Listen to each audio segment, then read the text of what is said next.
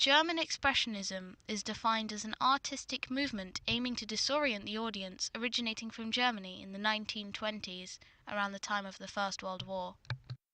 German Expressionism was first shown in Robert Vienne's 1920 mystery/thriller, The Cabinet of Dr. Caligari.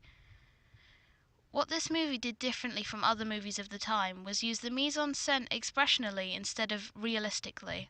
Expressionism has a very distinctive style characterized by angular sets, dramatic shadows, low-key, chiaroscuro lighting, and elongated appendages, often used to put the audience inside the mind of the main character, showing us the world as they see it. Expressionism is clearly an influence for F.W.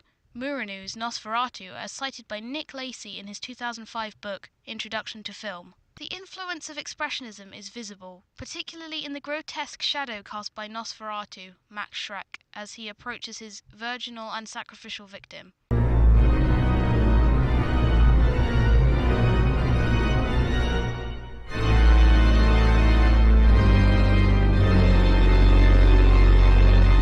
This scene uses the non-diegetic sound of organs in the background to create a tense atmosphere. The music has sforzandos in it.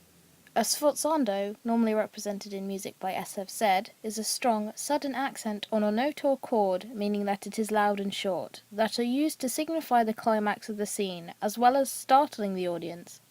The sharp edge a sforzando provides a note is reminiscent of German Expressionism's sharp and angular set. The sforzando jars the audience with a sudden, sharp, loud sound.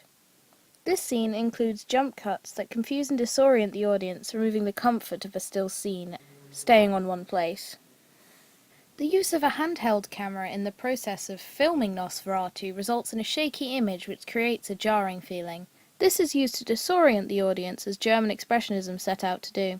This was developed into the unchained camera, which is, as Craig says in the YouTube video, German Expressionism Crash Course Film History No. 7, the 1924 film The Last Laugh is a masterpiece in which Murnau called the unchained camera. From pans and tilts to dolly and crane shots, his camera never stopped moving in an attempt to make us feel what the characters were feeling. This allows the audience to engage more with the story. This engagement allows for more ways to thrill and disorient the audience. The editing in this scene includes jump cuts while Nosferatu is opening the door. This alludes to him having supernatural abilities, as he is opening the door without touching it. Using a jump cut is jarring and puts the audience on edge. The fundamental similarities between Murnau's Nosferatu and Alfredson's Let the Right One In are quite obvious, such as the main characters both being humanoid vampires. This is used in most German Expressionist films, which is influenced by the inhumane acts of the Holocaust. Mankind had shown itself to have the potential to be monstrous, quoted from Steph Hendry in her 2011 report titled Horror Monster. These two movies show the evolution of vampires throughout time, as Nosferatu is the representation of evil, whereas Ellie appears to be in a moral grey area, being shown as an anti-hero as opposed to an antagonist. Let the Right One In is a good example of contemporary horror movies including some aspects of German Expressionism. For example, Let the Right One In includes angular and sharp-edged sets often used in German Expressionism to put us in a twisted mindset of the main character. The difference between Let the Right One In and Nosferatu is that Let the Right One In has a more naturalistic set, so it is less angular than that of Nosferatu, but still includes angular sets showing influence of German Expressionism. Thomas Alfredson's Let the Right One In also includes exaggerated shadows, much like Nosferatu, although the production of these shadows was much different between these two horror movies.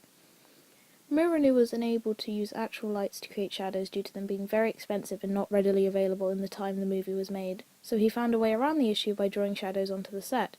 This also allowed him to make them appear more exaggerated, whereas Alfredson was able to use lights to create such shadows as it was much cheaper and more readily available in the 21st century.